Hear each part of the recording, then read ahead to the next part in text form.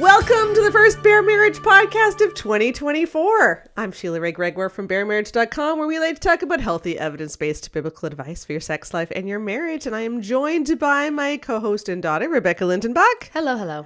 And hey, it is 2024. It is. And you let your son, quote unquote, stay up to welcome in the new year. We did. We celebrated New Year's in Iceland, which is, he got to stay up like an hour or so late, but not like really late. Yeah, but he thought he was welcoming it was welcome New Year. We put on one of those little, 20-second countdowns with all the little animals and party hats bopping around. Most exciting thing that's ever happened to him, I think. Yeah. There are a lot of most exciting things that have ever happened to him, but this is definitely one of them. Yeah. He lost his absolute mind. It was adorable. Yes, he is 4. We had a wonderful vacation. We had a great Christmas, and we're coming back late to the podcast because we're trying desperately to get ahead because we have another grandbaby coming in just over a month. Yes. Not you, as those who are watching on video can tell. Yeah, no, not me. Not you. It is your sister. And so we're excited about that. And looking back, so 2024 is going to be awesome because I'm going to have a new grandbaby. You're going to have your first niece or nephew. Yeah. I don't know if we're allowed to say which one yet. And we are going to finish writing our marriage book, which is coming out in 2025. So that's big. And 2023 was big too because She Deserves Better was out.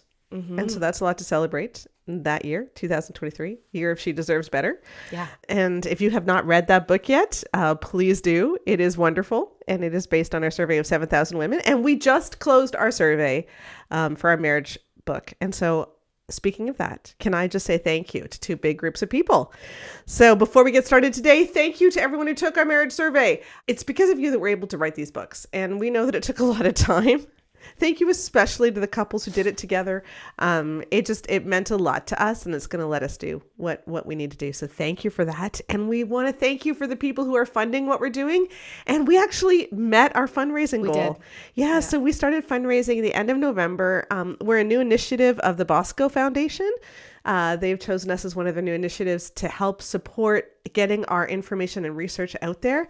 And we set a goal of $52,000 for which we calculated a budget for some scholarships and some continuing education that we're going to do. And we actually hit our goal, which was incredibly exciting for us. We were checking the stats on December 31st. And you can give to that too and get tax deductible receipts within the United States as law permits. You can, and we're really looking for monthly donors because I hate writing fundraising emails.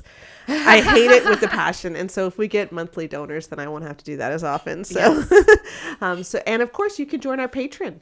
If you don't care about the tax receipt, or if you just want to be a part of our amazing community, especially on Facebook, you can join our Patreon and get a bunch of perks there. So check that out. So those are all the thank yous that we have to do as we enter this new year. And now, how do we want to start 2024, Becca? Well, I think we just want to start by really listening and really hearing our critics. Okay. Who are there? We have a lot of people. We've really taken on the kind of conservative evangelical ideas around marriage and sexuality, right? Anyone who's been here for longer than like a hiccup and a half knows that. Yes. And a lot of people who are in those spaces critique our kind of mentality and our kind of theology by saying that they believe that men should be men. And we don't believe that men should be manly. We believe that men should just kind of be another woman. Right. Right. So their men are the manly men. Yes. Our men are little wissy men. Sissified men. Yeah, exactly. Yes. So I wanted to take a look and see, okay, but how do they describe their men? Let's look at these manly men. How can our men be more manly? Yes. So let's look at the descriptors that they have of men in these books. Yes. Let's see how they describe men. Because if our men are not manly, we should maybe we should try to help them be a little more manly. Let's see what manly men are like. Yeah, let's do it. Should we define our version of a man first? Sure. So I think that a man is a grown adult. Okay. So that underpins a lot of this. So I think this is a controversial take.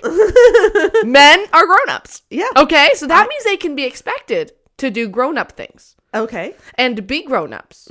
And to function like a grown adult would. Right. And yeah, a lot of these things women also do, but we're talking about men because our critics want to do. Yeah. Okay. Men take initiative to get stuff done. You know, they can be relied upon.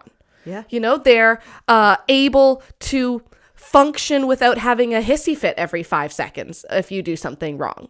They're able to be great parents, and they are there for their kids. They're a strong bedrock of reliability and love and support for their children. And responsibility. They're responsible. Exactly. There's someone who, if I'm married to a manly man, in my mind, what that would mean is that I don't have to coddle or baby him because he's a grown adult. Right. He's not one of your children. He's not one of my children. He is someone who is my partner together, who I can kind of say, yeah, you take care of it. And then I can actually just trust him to take care of it, and it'll be done well because he's, again, say it with me, a grown adult. Yes, a grown adult. So that's my idea of a manly man. And the egalitarian view of a man really comes down to they're a grown up. Okay. So let's take one of their first big claims is that we don't want men to be leaders. Yes. They know that men are leaders. Yes. And so let's look at what it means for a man to be a leader. Okay. All right. So I'm just going to give a quick example. In the book, The Resolution for Women, which is written or put out by, the makers of those movies. Like, what are they? Yeah. War Room, Love, Dare, Courageous. War Room, Courageous. Yes. Okay. So they have this one passage where it says that one of men's biggest fears is to be controlled by a woman. Okay. And you know what? I agree. All right. Nobody wants to be controlled by someone else. By anyone. Yeah. Not just a woman. Women but by don't anyone. women don't like being controlled by a man either. Okay. Exactly. But the question is, what do they mean by being controlled? Yes. Okay. And what they mean by being controlled is that she makes decisions in areas where she's good at it. Okay.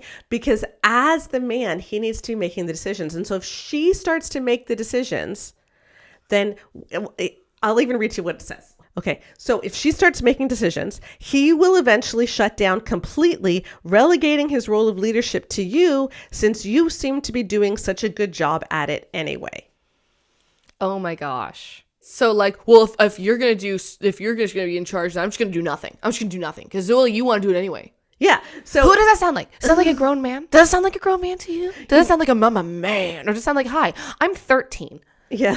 I am 13 and I can't handle that Brody is better than me on the team and he got the position that I wanted on the soccer team. And so I'm just going to throw a fit and I'm going to ruin it for everyone. Yeah. That's what it sounds like. Yeah. Yeah. If I don't get to do what I want to do, I'm going to take my ball and go home. But not only that, she wasn't even saying like that you're nagging him at what he's doing. What she's saying is like, hey, you're better at something. And you're like, no, hun, that's not the right way. We have to do it this way. And he's like, well, fine. Then you can just do everything. Yep. And she even goes on to say, now let's say that there is some area that you're better at. Yeah. What you do is you step back, you let him make the decisions and take leadership, and then he's more likely to see that you're good at this and he's more likely to let you do it. I do that all the time. I actually do that a lot. I have a member of my household for whom I actually know quite a bit more than them in certain areas, and they don't believe me. Right. And that's really frustrating at times because like when you are really good at something and someone doesn't see that in you, it can be really frustrating. But I've learned to kind of take a deep breath, take a step back. And then when my 4-year-old Alexander realizes that I was correct and that word does say, cat instead of moon, he comes back and he says, Mommy, can you help me? He is, again, if you didn't catch that, my 4-year-old. So with a toddler who has impulse control issues and is dumb. Like I love toddlers, but they're not that smart yet, right? Like they're still in that section of their brain where they think they know more than they do, which we all are at, but it's especially egregious with the 4-year-old. Yeah. Like I literally do that with my 4-year-old son where I'm like, I'll be helping him make a model and he's like, no, Mommy, I can do it. I'm like, well, you are objectively gluing the dinosaur's head to his butt, but I will walk away. And then he says, Mommy, it doesn't look right. Mommy, I need help. And I'm like, yeah, that is a actual 4-year-old. Yeah. He is in preschool. Yeah. He was excited about pajama day. I know. And this is the thing, like this idea that unless men are in charge, they're going to withdraw and they won't be involved in the family, which is basically what so many of these books teach. It's like, how is that a man? Yeah. Unless I get to be in charge, I'm not going to do my responsibilities. Yeah. Like, okay, so you think your men are the manly men? Mm-hmm. And your men are the one we have to treat them like 4-year-olds? Yeah. Like, no wonder these women don't want sex. I know. like I'm going to be honest. No matter all these books are like, I know you don't want to sleep with him. Yeah, no, duh. Like, you want to, okay, I have been reading, I counted with Joanna last night. I read 25 books in 2023. Okay. Okay. Mostly novels. You're getting back I'm into getting novels. I'm getting into that. Don't worry. I'm going to make that clear. Okay. I started really reading again in September. So most of those books, I read 3 books before September. I read 22 books from September to the end of the year because I just stopped watching television.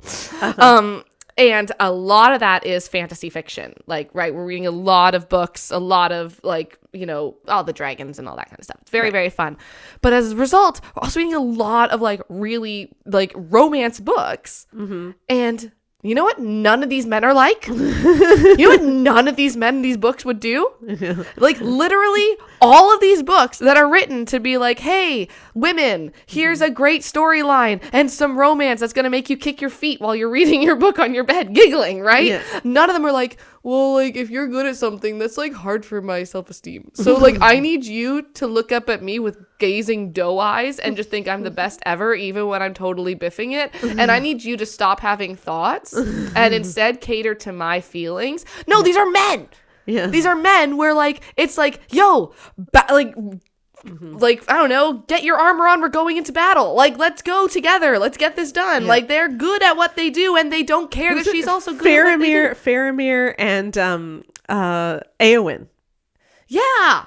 You know? Yeah, but also like there's can you imagine reading a book? Can you, like, seriously, women, just imagine reading a book where the main character is in love with a man who can't handle that she has any powers or any abilities, and who constantly tries to, like, you know, put her down so that he can have the spotlight. You know what that is? That's the before guy. Yeah, that's before in guy. Every single one of these books too. It's the before guy. Yeah. The before guy is the one where it's like, I don't like that you all of a sudden have this new cool thing you can do when I'm just still normal. And so you are making me feel small. And she's like, okay, go away, you puny little pathetic loser. And then she finds the guy who's like, yes, be bigger, be better, grow, gain your power. And that's the guy she falls in love with. Guys, don't be the before guy. But these guys who are like, you don't have manly men, we have the manly men. All of their manly men are these petulant 4-year-olds who are ditched first thing they possibly can be in any romance novel. Like, this is not a man.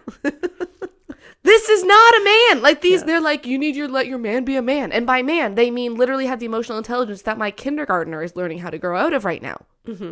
I'm with you. Sorry. Okay, we can get back to this. So, yeah. So, and this is what so often is talked about, is that men need to be the leaders. If they're not the leaders, they're going to withdraw. So if they don't get to lead, they're going to pick up their ball and go home. And the way that they define leading is that they get to make the decisions. And the way that this book portrays it, like, she is controlling him if she makes decisions. Yeah. But he's not controlling her if he makes the decisions, because he's supposed to make the decisions. It's really insane. But you know what they never talk about? The fact that in 78.9% of couples, they make decisions together and function as partners. And this is not a threat to men. Like in our survey for the Great Sex Rescue, 20,000 women, 78.9% of couples do not function with him making the decisions. They function with them being partners. Yeah. And I don't know why these manly men can't picture a woman being a partner. Like, seriously, read Lord of the Rings. I know. Become Faramir.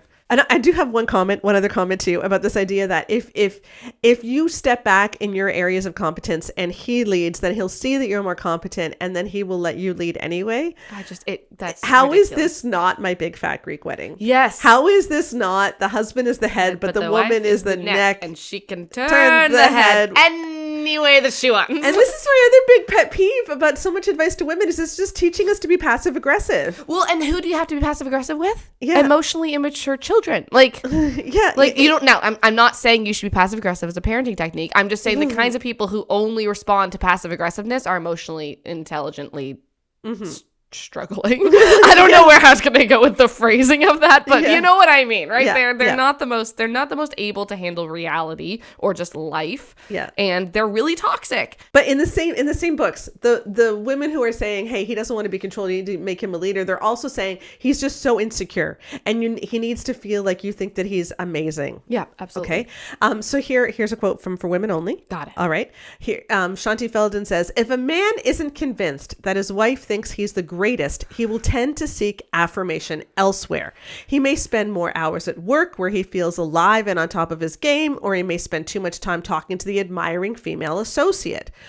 Why else do you think so many men take sports so seriously? One man asked me. Okay, and I want That's you to watch. easy. Dopamine hit. That's an easy response. Anyway, sorry. Yeah. That's dumb. That's a dumb question in that book that has a lot of very easy answers other than, I don't think I'm appreciated at home. That's just a pet peeve of mine when there's an obvious answer that's not dumb and then they go for the dumb one. Yeah. Sorry. Okay. We can move on. But I want you to just keep track as we do talk about some of these quotes in books, is how many books warn women that their husbands will have affairs or stray if they don't get treated like if they don't get coddled, essentially. Because you know what? There's absolutely nothing wrong with admiring and affirming your spouse. We all should be admiring and affirming our spouses. But it's really wrong to say he isn't able to do good things unless he first feels like you think he can do these amazing things. And if you don't think and make him feel like he can do these amazing things, he's not going to do anything at all. And he's going to leave you and have an affair on you. Mm-hmm.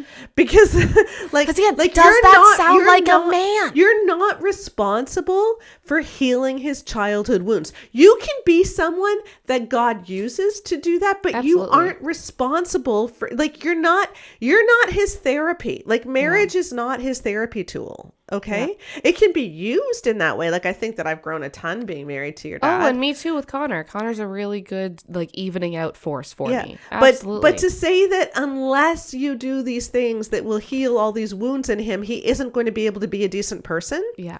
That's and in fact he's going to do the exact opposite and have an affair on you. It's actually going to have the opposite response too, right? Mm-hmm. If you have someone who's got deep woundedness and acts in ways that are immature and harmful to those around them, and then you just coddle them and think and make them feel great about themselves. Mm-hmm. All these books that also say things like you just need to act like he's the best person in the world and then he'll act like the best person in the world. Mm-hmm. I don't know what pretend books they're reading in a psychology libraria in Utopia, but the idea that removing consequences from people's behaviors will enact change, I just... The funny thing is, most of these people would not, if you were to talk about the economy, they would see things very differently. Oh, absolutely. Right? You can't give handouts to people because the people get stuff for free and they're not going to work for it, right? Yeah. And you know what? I don't want to debate policy because it's actually really complicated. Yes, absolutely. And we can all feel differently on public policy issues. But they would be the first to say that people respond to incentives. And they respond to punishment and the threat of punishment is the only thing that keeps people working. Yeah. So the idea that you get something for free that you haven't earned will actually mean that any motivation that was there will suddenly evaporate. Mm-hmm. So they can see that in terms of money, but not in terms of relationships. Yeah, interesting. It's really interesting. Interesting. Interesting. And then to go along with this whole insecurity, because seriously, these books talk about men like they are so terribly insecure, both for women only and Love and Respect. Talk about how men's ego is the most fragile thing in the planet. Yeah. Both of them. Sexy. Yeah. Fragile ego in a man. That's hot. And you know what? People do we do have egos that can be hurt. Absolutely. We all can be. And if your spouse is really picking at you, that's gonna be destructive. Also knowing each other's vulnerabilities and our insecurities and stuff, that's an aspect of emotional intimacy that's so important in a marriage, right? Yeah. But the idea that men are just constantly insecure, and so as a result you have to coddle him, and we don't ask, okay, but maybe we just learn to cope with that a little bit. Yeah. Again, there's nothing wrong with having insecurities. We all do. I know Connor's insecurities. Connor knows my insecurities. We all have insecurities. And knowing each other's vulnerabilities and insecurities and being able to be a soothing balm on those specific things, that can be a really important part of an intimacy in marriage, right? If you aren't able to share your insecurities with each other, then do you even really know each other, right? Right. Can you even really trust each other? We're not saying that men have to be stoic, emotionless people. That's not what we're saying. The ironic thing is that the people who say that men are so fragile in their egos are also the ones who say that men, shouldn't really have emotions. Yes. Typically. And they're the ones who kind of pin men into these weird little bubbles where all they need is sex, and if they don't get sex then they're going to be sad, and men are so sad because they just feel so small all the time, so you need to get them sex so they can feel big. That is not the same as saying we as human beings have areas of insecurity and you can help with that. That's not the same thing. What they're saying is men should not have consequences because your job is to make sure they don't ever feel like they've done a bad job, even if they have. Yeah. Right? Because no one's asking. And can I give you a great example of that? Sure. Okay. So in the area where Emerson Eggerichs has that quote, so he's quoting this woman who says, "Thank you for teaching me how fragile the male ego is." Yeah. And how much he needs unconditional respect. Okay. So he's sharing this quote by this woman. And I looked at this quote and I'm like, I wonder what the context is. Let's just look at the context. Yeah. All right. And so this woman who's speaking, do you know what the context of her marriage was in the paragraph right before this quote in Love and Respect? No. Her husband had an affair Okay. and he had repented. She'd let him back into the house and now he was working on how to be the spiritual leader. And she was learning how to give him unconditional respect and not bring up the affair anymore. Okay. It gets better. Okay. Would you like to know what the next example of a man with a fragile ego who needs unconditional respect is? The very next paragraph after this quote? It is a man who was physically abusive to his wife. And he repented again. She let him back into the home. And now she was learning how not to provoke his anger. Okay. So we got dude who can't keep it in his pants. Yeah. And dude who is actually just abusive. Yeah. And both of them, we had to learn how to coddle their egos. That's Maybe right. those men shouldn't be thinking I'm the bee's knees. Yeah. Maybe, just maybe, the ego problems might be a little bit earned. Maybe, just maybe, these manly men who are the real men, unlike those egalitarian men who are sissy men, who can't handle, like, who can't be faithful. Yeah. Like, the bare minimum for a marriage is be faithful and don't assault each other. Like, that is the... I'm not making light, guys. Like, you know us. We're not making light. I'm just saying this is bizarre. Yeah. Like, we have to be able to acknowledge how bizarre this is. Even if men have very fragile egos that women don't have. Maybe the only reason that men have fragile egos in these circles, because by the way, it's not everywhere, but in these circles is because they've been puffed up bigger than they actually are.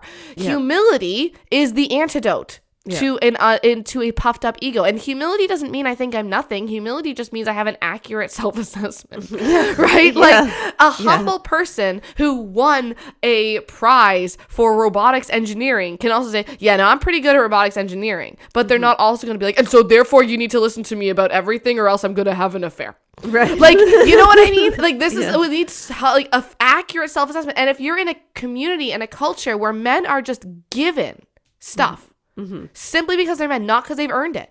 Yeah. You have now made a culture where there's a whole generation of men who doesn't understand that they are not just deserving of unconditional praise and affirmation when they've done absolutely nothing. And how many times have we actually set up a lot of these men as they're growing up as young boys in these communities to have failure, to become egotistical monsters because they've been taught these kinds of things where, well, no, the important thing is how you feel. You need to feel affirmed. You don't need to be doing something affirmation worthy. You need to feel affirmed. Because you deserve unconditional respect. You deserve unconditional respect. Think about, in the love and respect world, they even wrote a book called Mothers and Sons about how mothers need to give their sons unconditional respect. Yeah. And it's just, we're all for respecting our kids. Absolutely. We do respectful parenting. Absolutely. Emerson Eggerichs' idea of it being gendered is very, very strange. Yeah. I also don't like when people do these like kind of pseudo-psychology things, like they make definitions of what respect means and then they apply it to different things, because there was like a whole thing about sex in there and love and respect, and then she says the same respect your son needs. It's like, well, I think we need to think that through a little bit. But anyway, that's a different conversation. But one of the big things that these manly men, apparently, because they have the manly men, remember, we don't have manly men. Our men are just competent. Yes. Like that's the big thing. They're missing competence. Yes. And that's what it shows in the part about the fragile ego and for women only. One of the examples she gives is that you should never give your husband directions. Yes, when he's turning the wrong way to go to your friend's birthday party. That's my favorite. That's my favorite section in this book. Yes. And by favorite, I mean my favorite. Not like wow, this is a great section. But I mean like this is a Yeah. This is a bit. This is telling. So the example leading up to this is a woman and her husband are going to her friend's birthday party, and he keeps turning down the wrong way. Yeah. And so as a result, they're super late, and she has the choice between correcting him or just letting him keep making the wrong decision. And this is what Shanti concludes with. We don't realize that the act of forcing ourselves to trust our men in these little things means so much to them, but it does. It's not a big deal to us, so we don't get that it's a big deal to them. We don't get that our responses to these little choices to trust or not trust, or at least act like we do, big side eye to the at least act like we do, are interpreted as signs of our overall trust and respect for them as men. So next time your husband stubbornly drives in circles, ask yourself which is more important, being on time to the party or his feeling trusted. No contest. Yeah. I'm like, okay, first of all, so many thoughts. False dichotomy. Yes. If Connor turns the wrong way, and I say, oh, hun, you're supposed to turn left. He said, you know what he does? He balls his hands up into a little fist. He comes to me and he says, I'm a man. Stop it. Trust me, I'm a man. And then I say, I'm so sorry. I didn't respect you, honey. No, that's not what happens at all. He says, oh, my bad. And then he turns left because it's not that big a deal because he's a competent grown-up. Yeah. And he doesn't have a weird ego complex. And he isn't going to mutter in a corner like some 11-year-old who's got who's in the middle of puberty and can't handle his emotions. He's just like, this is not an issue of trust. Yeah. This is an issue of objective fact. Yes. Like, why? And this goes so well with another section for women only that this is just a little throwaway line. As one of our close friends told me, it's all about whether my wife thinks I can do it. A husband can slay dragons, climb mountains, and win great victories if he believes his wife believes that he can. Objectively, no. Yeah, again, you why can't climb mountains. What I find so funny is all of these people in this group of I believe that we should let our men be men are also making up these fake men. Okay, so you don't actually believe a real man exists then. You don't actually believe that men can just be competent. You think that we have to act like we trust our husbands because they're not actually trustworthy and for women only, right? They are the kind, again, do you know how immature it is to stubbornly drive in circles instead of just asking for directions or just checking the GPS? Do you know how immature that is? Yeah. That is 17-year-old, I just got my driver's license and I want to show that I'm cool kind of immature behavior. This is not manly. And then this idea that I could slay dragons if my wife just believed in me. No, you couldn't, Gerald. No, you couldn't. You might be able to find the best tax loopholes for your clients. It doesn't mean you can't do anything. No, but the thing, but that's not about whether or not your wife believes in you. I have not studied accounting. Yeah. If Connor believes, I'm a woman, this doesn't matter. Connor hasn't studied accounting. Yeah. It doesn't matter how much I believe in him. He has to go to school to become an accountant if he wants to be an accountant.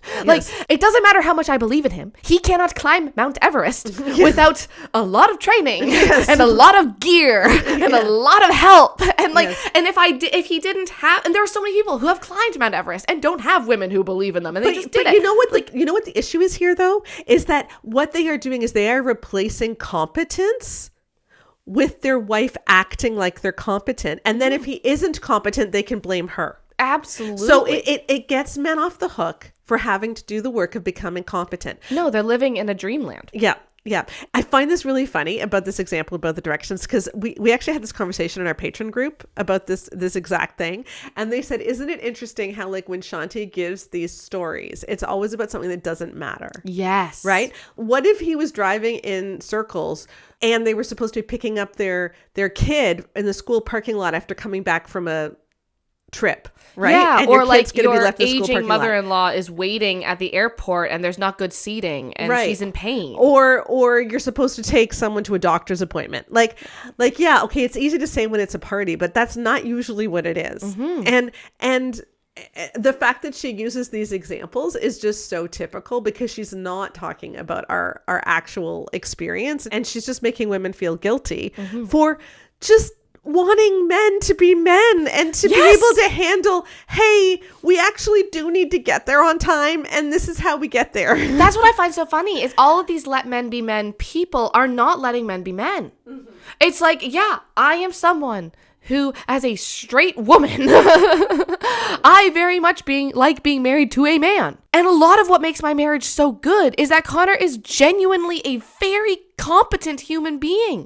Like, I don't know, people in our Patreon really know this, and people who listen to the newsletter a little bit, but I got walking pneumonia for 6 weeks. Yeah. We were both really sick, but you were even sicker than me in November. Bad. Like, yeah, my doctor and all the walk-in clinics in our area, they know me by name now. They know my face. Because I went in on average 2 to 3 times a week for 4 weeks, and then 2 of the weeks I was just recovering. Yeah. But I had a lung infection. I've had an ear infection. I've been on almost as many antibiotics as tuberculosis people now. Like, we're approaching that level. I'm still on a steroid puffer, and I probably will be for a couple of months. Right. Like, I had it bad.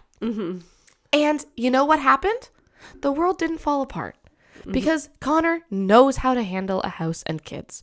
And we just made it work. And I didn't have to, like, coddle Connor while I was sick. And I didn't have to, like, think about meal planning. Because he was like, Rebecca, go lie down. Like, it wasn't a big deal. And he got his work done still. And I still got to get a bunch of mine done. And it just ran smoothly. And I didn't have to worry about, like, you know, whether or not I was being an inconvenience, because my husband was competent. Yeah. And then you read a lot of these books where it shows men as not able to get, like, not able to know which direction to go. Which I will say, this book was written before Google Maps. Yes. I understand that. I remember MapQuest. Yes. Okay? Yes. But still, it's like the idea that you can't even rely on your spouse to be able to handle something as simple as getting directions from you. That does not scream competency. And this directions thing seems to be a real issue for many of these manly men.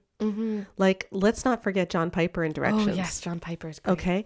So in John Piper and Wayne Grudem, in their book, Recovering Biblical Manhood and Womanhood, they have a real issue with women giving direction. So it's not just Shanti Felden. And here's what John Piper says, okay? It is simply impossible that from time to time a woman not be put in a position of influencing or guiding men. For example, a housewife in her backyard may be asked by a man how to get to the freeway. Like, where is her backyard? Have you ever wondered? Like, well, I don't know. When I sit and I frolic in my backyard and just wait for men to ask me things, it's pretty common. I mean, I guess anyway. I think it's a pretty normal experience. At that point, she is giving a kind of leadership. So if she gives directions, she's giving leadership. She has superior knowledge that the man needs, and he submits himself to her guidance. But we all know that there is a way for the housewife to direct the man in which neither of them feels their mature femininity or masculinity compromised. It is not a contradiction to speak of certain kinds of influence coming from women to men in ways that affirm the responsibility of men to provide a pattern of strength and initiative. Why are we putting so much energy towards stuff that's just so stupid? I know. Like, so this is so much energy given to this, guys. Like, oh my gosh, he's asking a woman for directions. What do we do? Okay, it's okay. He can still be a man. It's okay. You're still a man. You're still a man. Sorry, I'm punching myself in the chest. Anyone who's not watching, you're still a man. You can still get a man and ask directions. It's okay. Just ask him in a manly way. My lady. I'm on a quest. I long to approach Kroger's Grocer Mart to attain sustenance for my family. Sustenance for my underlings. Prithee, shall thou help me in my adventure? And she's, oh my lord, the legends speak of a land of Kroger. Through generations, the women of my family, as we spin around the fire, we chat with each other. We say, Kroger, Kroger, down the east, then 2 to the left, 2 to the left, then 2 to the right, and behold, Kroger shall be in sight. And if you are to follow that wisdom, oh my lord, can you please tell me, come back, prithee, tell me, come back, so that I can tell my family and we can sing your praises as the knight who made it to Kroger. Why? What on earth is this? Like, this is so dumb. None of this needs this much energy. You know what happens? Like, a man says, yo, you know where the Kroger is? Oh, yeah, you turn left on Bridge and then, right up McLaren's, and it's, like, on the left about a kilometer up. Awesome! Like, it's not that big a deal. And you know what? No one suddenly wasn't a woman or wasn't a man. It's not like, and your balls shrunk 4 sizes that day. It was fine. Like, I don't know if I'm allowed to say that on the podcast, but, like, we just read The Grinch to the kids. So, like none of this This doesn't matter. No, and that's the thing. Like these manly men are obsessing over things that are so insignificant. And how is it? But the best part, Becca, is that John Piper explains what it means to give directions in a way that affirms his masculinity and her femininity. Oh. And the way that you do this is that there's two aspects to this, okay? One is being direct and one is being personal.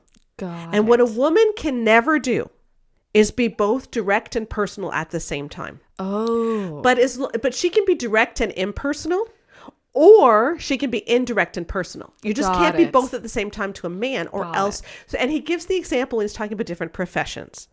So a woman can't be a police officer. Because be direct and personal. It would be being direct and personal, especially if you're, for instance, directing traffic. You're telling a male driver where to drive. Oh, heck no. That's just terrible. But a woman can be a highway engineer. Oh, well, that's good. Who directs the traffic in that way because she's not directing an individual man. God, again, this stuff is just so petulant. I know. Like the only word for it is like it's just a group of petulant man children who have been like, yeah, we're good at stuff, right? We're good at stuff. Like we're good at stuff, right? Like that's what this feels like to me as a man. Like and like Connor and I both have very high needs to feel competent as people, right? Like everyone does to a certain extent. Both Connor and I are I think more than the average person. Genuine need to feel competent. You know what I don't have to do with him? I don't have to make him feel competent because he's just like, if I want to feel competent, I should become competent. Like, and that's one of the reasons that I'm attracted to him because he's, a grown adult. Like he's a grown adult. And I don't need to coddle him. This idea where it's like, okay, so women can do this, but not this because this makes me feel like maybe I don't like taking orders from a woman because it makes me feel small. And so instead of that being a me problem, I'm going to be like, you can become an engineer, but you can't be a police officer because that's like a boy job. And I think that's a boy thing. And I just want to be a boy thing. And because I can't handle being told what to do by a woman. It reminds me, do you remember that Halo 3 study? I love the Halo study. Okay, so this was done a couple of years ago. And it was a bunch of researchers, and Halo 3 is a video game that you can play online, so you can play with other players. And what they did was they created female avatars and female voiced characters. So it wasn't necessarily women playing. They weren't studying woman players versus men players. They were studying woman voiced characters. So people assumed that these were female characters. Okay, players. They assumed they were female players, but they weren't all necessarily. It's just they were female voiced, female everything players. Okay, and what they found is that if a guy was a really good Halo 3 player, he had no problem with female players. Absolutely.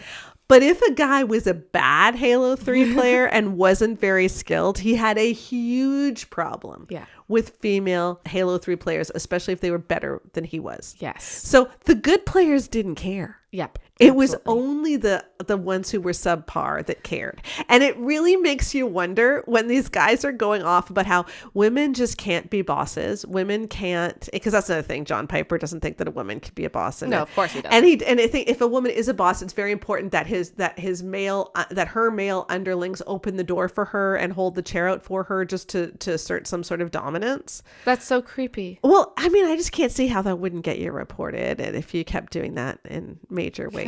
That's weird. Not corporately appropriate, but they don't know that's not corporately appropriate because they've only ever worked in churches. Well, and that's what I wanted to say is I honestly think that, and we talked about this a little bit when we did our review of the Nancy Pearcey book, is what has happened in evangelicalism over the last, I guess, 50 years probably, since like the kind of resurgence that happened in the 80s, like 40 to 50 years, right? Like, is what's happened is evangelicalism has split off from the rest of the world, and then we have our own schools and our own groups and our own, and so you never really need to talk to non-evangelicals in your entire life. If you want to become a pastor, you might never need to actually talk to someone who's not evangelical, right? And so you have these John Piper types and these people who are in these really isolated groups that are saying this stuff. And I do wonder how much of it is that they've never actually been asked to be competent in a real way. I'm not saying these specifics like John Piper, like Emerson Eggerichs. I'm not saying any of those specifics. I'm just saying the culture that has created a group of men. Because I do want to say this too as we're talking about this.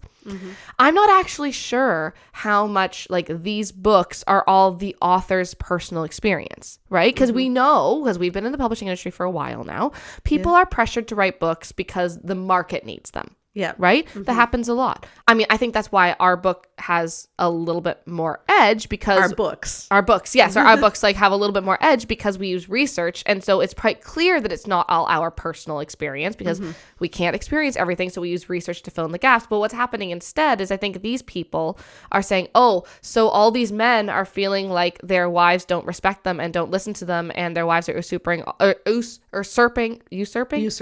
And their wives are usurping all of their God-given rights.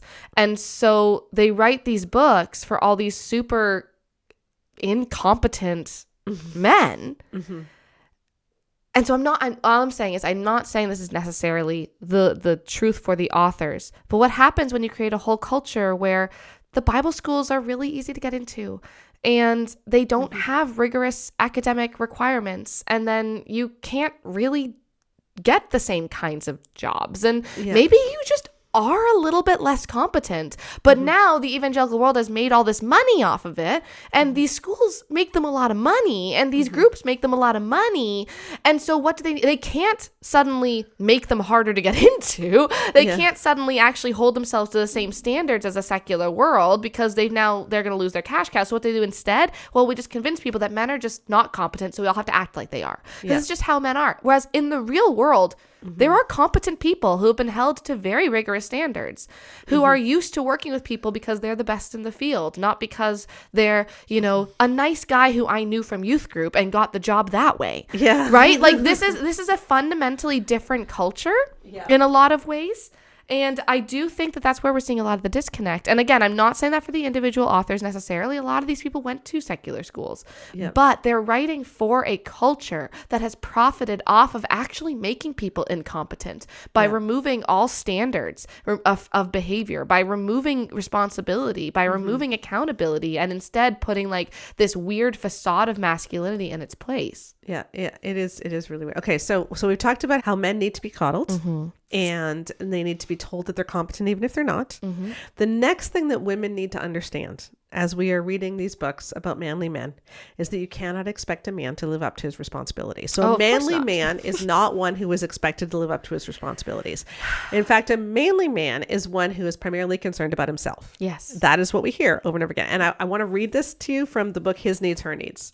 Okay. Now, His Needs, Her Needs is a book that we looked at for the Great Sex Rescue. It was one of the books that we analyzed. It came, I think, fourth last on the 13 books that we analyzed in terms of healthy sexuality. And what it does is it talks about the 5 biggest emotional needs of men and the 5 biggest emotional needs of women, which is problematic in and of itself. But one of men's emotional needs that they really need is peace and quiet. Of course. Domestic support. Women don't need that. No, women don't need peace and quiet. Women are never overstimulated by their children. So men need domestic support. I ask Alex to scream in my ear every now and then just for funsies. Sorry, let's just read it. Okay, so he is telling the story of Phil and Charlene. They had 3 kids in 5 years. Charlene had to quit her job, and so she only works part-time now. Phil's been working 2 jobs to try to meet up with their financial obligations, and they live in a 2-bedroom house, and it's really crowded. Okay, and here's what Willard Harley writes. Phil still worked 2 jobs, but coming home from his second job, he found the demand greater than ever. Charlene still needed things fixed and sought help with the children. The lawn still needed mowing, and Charlene began to complain that their 2-bedroom house was not large enough for their family. Life, once so pleasant for Phil, rapidly became intolerable. He tried to escape by watching television and reading the newspaper, but that didn't work well because Charlene could still bother him and make him get up and help around the house. Next, he started staying after quitting time and hanging around with some of his coworkers, but that only aroused Charlene's ire. She felt hurt and angry when he wasn't coming home in time to help. Not long after that, Phil found Janet. Oh, yes. A fellow worker that he could talk to and relax with. I love, like, this reads like a caricature. Like, okay, I'm going to say something. Okay, are you ready? So, okay. I don't know if anyone else, you may not have known about this, but like there was a musical that a man wrote about his divorce with his wife. Okay. And there's a song in it that's like supposed to show the audience just how terrible his ex-wife was. And everyone's listening to it being like, how on earth can you write this song and think that you're in the right? Literally, this man wrote this about his own real life to try to garner sympathy and get people like against his ex-wife. And these are the lyrics that this man wrote that his wife said to him. And we're supposed to think she's the bad guy. Are you ready? You know what makes me crazy? I'm sorry. Can I say this? You know what makes me nuts is the fact that we can be together, here together, sharing our night, spending our time, and you're going to choose someone else to be with. No, you are. Yes, Jamie, that's exactly what you are doing. You could be here with me or be there with them. And as usual, guess what you pick? No, Jamie, you do not have to go to another party with the same 20 jerks you already know. You could stay here with your wife on her freaking birthday, and you could, God forbid, even see my show. He wrote that thinking that would make people think she was such a nag. And I'm like, how can you be that good of a writer and not see it? So he's going out on her birthday. He's going out all the time, and it's her birthday, and she says, you could stay here with your wife on your freaking birthday, and you could, God forbid, even see my show. And I know in your soul it must drive you crazy that you won't get to play with your little girlfriends. Like, it's just, and the point is, Jamie, you can't spend a single day that's not about you. Yeah. And it's just like literally. Anyway, I just heard that and it's like, it's the same thing.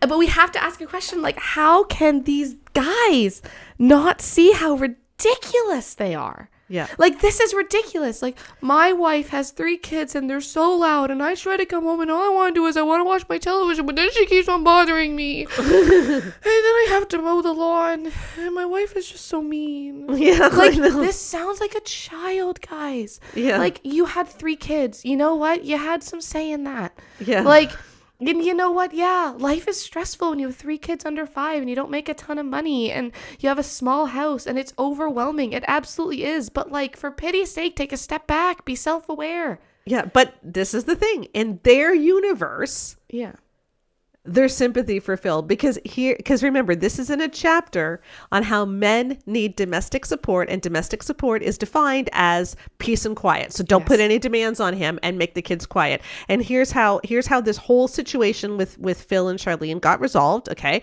So Phil stopped the affair, but this is the sentence that sums it up. Their relationship improved tremendously once Charlene, the wife, could understand Phil's need for what I call domestic support. And I really just don't see any explanation for this kind of view of manliness other than you don't actually think men are competent. Yeah.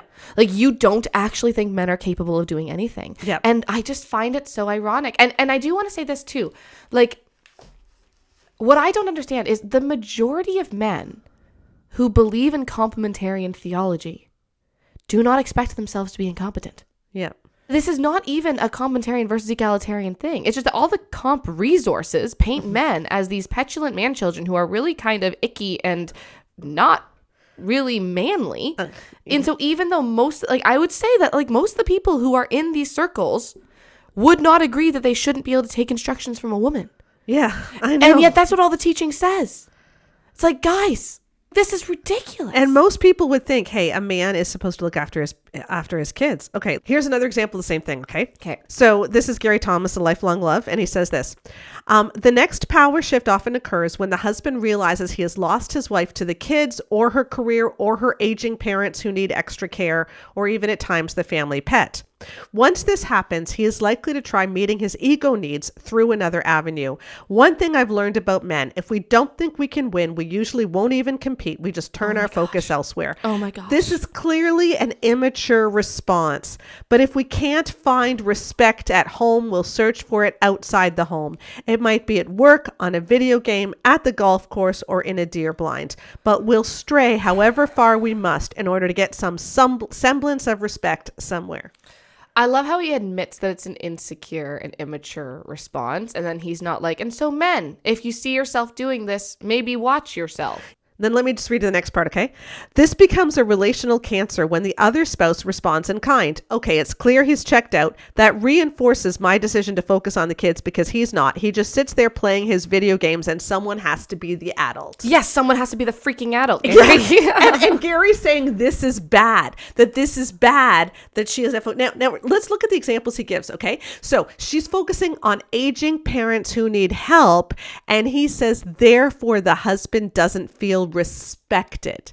And so he's going to go somewhere where he feels a semblance of respect, because if she is focusing on her actual responsibilities, it means she isn't giving him respect. So manly men need to feel like they are the absolute main concern, no matter what else other people are experiencing around you. It's a toddler mentality. It is. It's a mommy, watch me. Mommy, watch me. It Watch is. me, mommy, are you looking at me? Mommy, watch me. And I'm like, I have dinner to make, love. Yeah. Like, I adore you. I cannot watch you 24 hours a day. And then he's watching video games constantly, and he's saying that somehow this is her fault because she's not giving him. This is just, again, they're the ones who say that we don't have real men. Because I think a lot of it is that, like, there's this, again, because there's not an expectation of actual competency. Mm-hmm. They do a lot of masculine virtue signaling stuff, like this idea that the man needs to be the leader. What does that mean? Yeah. Right? Like, women can't ask for direction. Women can't give directions. They can ask for directions all they want of the man who's driving in the wrong direction, but they can't give directions. Mm-hmm. But like, they can't give directions. They can't, all these things, and they build up this false sense of masculinity. And he talks about it here. And what I see so often is a lot of these groups of people, and I'm going to say something and then don't get mad immediately because I'm going to explain it. But like, these groups, they are so focused on things like beer and football and hunting and fishing and traditionally masculine activities. Mm-hmm.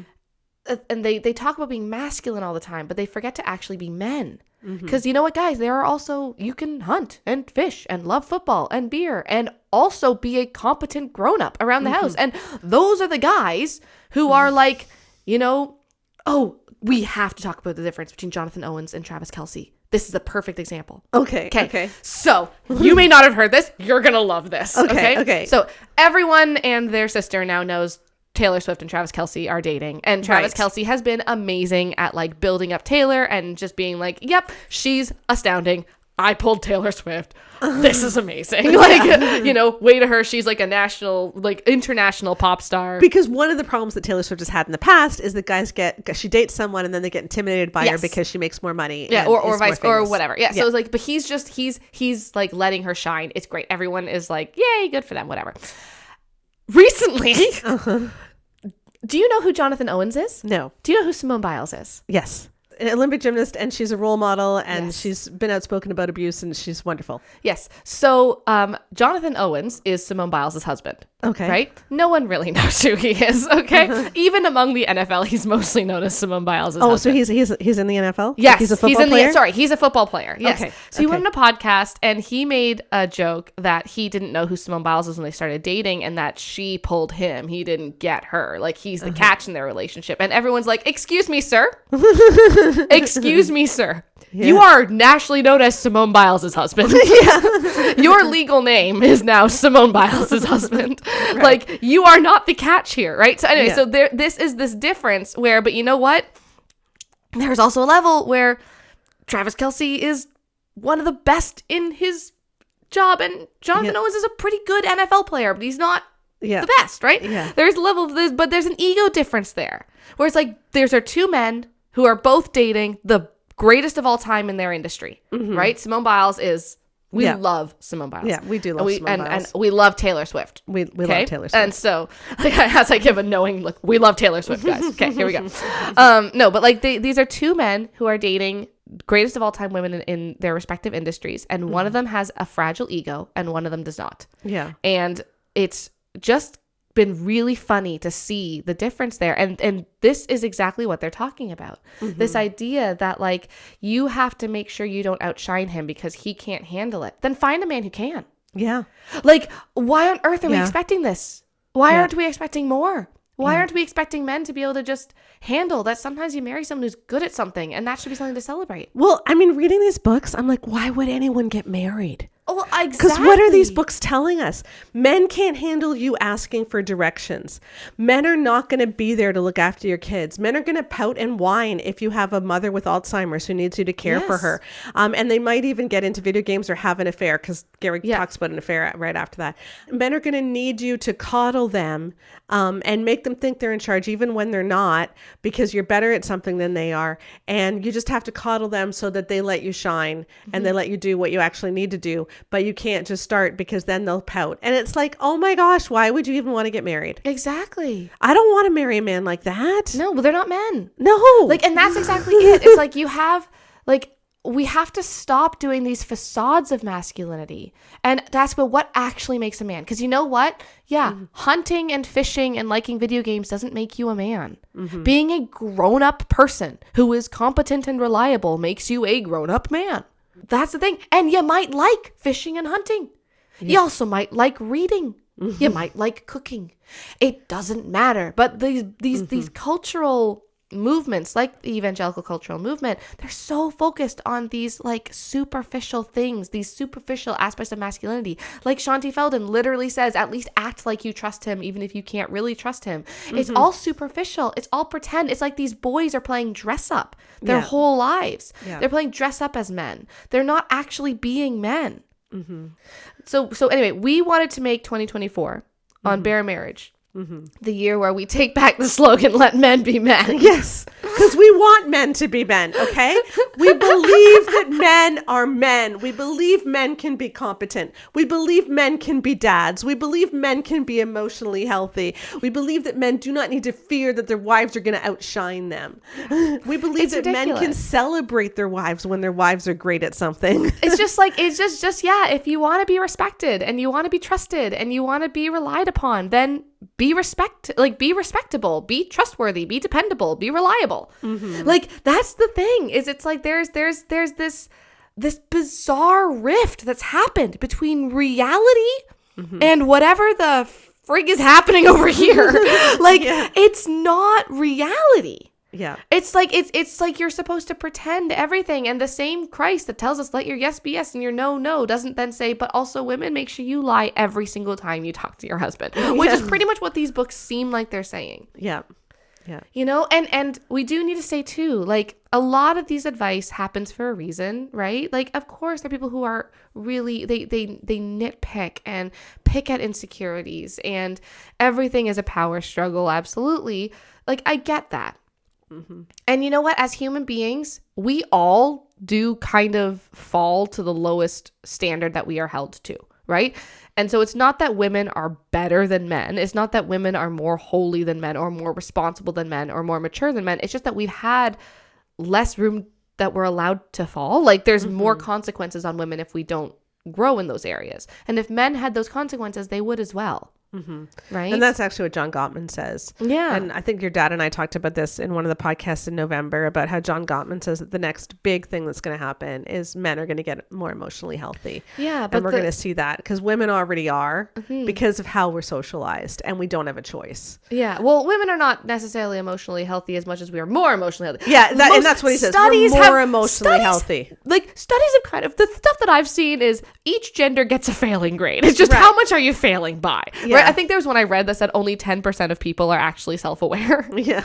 And we do know that, like, healthy relationships and intimacy require us to be able to know the truth about each other. Yeah. Right? Yeah. And so maybe if we have all these generations of couples who have been, in essence, taught you can never tell him the truth because he can't handle the truth. Yeah, I know. It's like you can't handle the truth. It's like, no, it's all the women in evangelicalism. It's like all these men want to be like, I'm a manly man like Jack Nicholson. No, honey, the wife is Jack Nicholson. You can't handle the truth. You were 20 minutes late to Katrina's party because you didn't turn the right way. You can't handle the truth. Like that. Anyway, so but with all these partners who can't really actually be truthful with each other, when that's such a foundational aspect of relationships and intimacy, it is not surprising that now we have an entire generation of evangelical men who have been taught to not be able to emotionally connect with their partners. Exactly. And we're gonna touch on that next week. In fact, this whole let men be men thing is going to be a 3-part series on the podcast. Yeah. So this week we were talking about men's insecurities. Next week we're going to talk about how men don't actually want a relationship with a woman because it would be too scary. Okay. And then we're going to talk about how men aren't dads. And we want to be clear, like, we're not saying that's our statements. What we're saying is this is what these books are saying, portraying, and we don't believe that. We believe that men can be dads. We believe that men can be great companions. We believe that men can want true emotional intimacy. Yes. And next week, of course, it is January. It is the third week of January next week, and that means it is time for our Emerson Eggerichs focus, which we do every year this time of year. And so we're going to look at what Emerson Eggerichs says about relationships, and then we're going to look the next week at what these books say about men as dads. And it's pathetic and it's terrible, and I don't know why men aren't rising up in response, saying, don't talk about us that way. Exactly. Because it's terrible. So we're going to look at that in the next 3 weeks. But to get into next week's, one of the big things that Emerson Eggerichs is saying is that he's very afraid of women talking. Okay. His whole book is geared around how men do not want women to talk. Yeah. It's very, very, very important that women never talk, and that the basis of a man's friendship is that a woman doesn't talk. Yeah. And we're going to explore that next week. But to just give you a taste, I want to show you how this isn't just Emerson Eggerichs, but many evangelical pastors and speakers actually give this same message. And so let's just end this out with a couple of clips from Mark Gungor talking about how men and women see emotional intimacy differently. And then ask yourself, as you're listening to this, is he describing a manly man? Yeah. Is he describing an actual man, or is he describing a child? Yeah. Now women say, well, that's terrible. There shouldn't be about that. It should be about companionship and fellowship and sharing.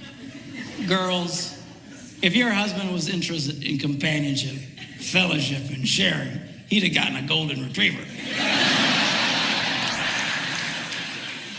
I'm just so glad that he's wrong about men. Yeah. Because otherwise I would not have gotten married. Exactly. That's the thing. And again, we want to say this as we're doing this series on Let Men Be Men. Yeah. We're not saying that, like, men are like how these books say, and now we need to retrain all men. What we're saying is that actually most men are better than these books say that all men are. Most men want a wife, not a golden retriever. Exactly. Most men do want companionship from their wife. Yeah. And so let's not allow what is called Christian resources to dumb down and expect less from men that they're capable of doing. So people, if you love men, if you believe that God loves men, if you think that God made men to be great, then can we please stop talking about men like they are insecure boy childs? Exactly. Because they're not. And it is so disrespectful to men to talk about men the way that our evangelical resources have done. And we can do way better than this if we want to honor the men in our lives, and if we want to call men to be what God made them to be.